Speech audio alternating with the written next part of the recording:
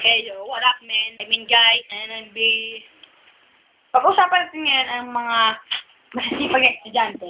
Step 1, kailangan napakatahimik mo at marunong ka magsulat.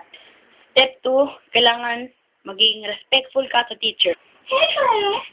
Be careful with the whispers. Stop. Annie, ano sa kayo?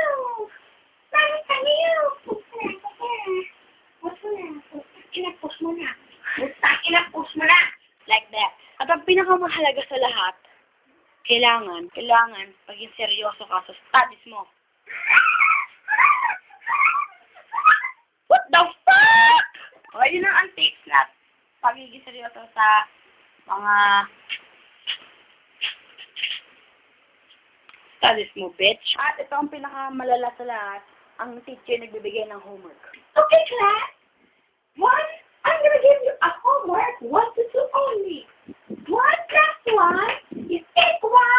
Yes, yan! Huh? You son of a bitch!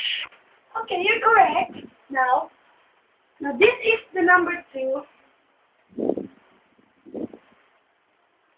Okay.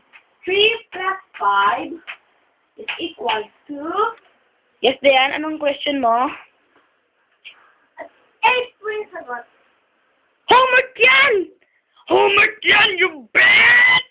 Eh, yun na lang tapos ng video. Papakita ko lang ang kwarto ng pinsan ko kasi dito bahay, kaya papakita ko na lang. Ito, ang cabinet or drawer nila, ng bintana, electric fan, at mga picture nila. Ito ang desk, ang salamin, tapat epal kong pinsan. These are to my lovers here in Activator. Bye-bye.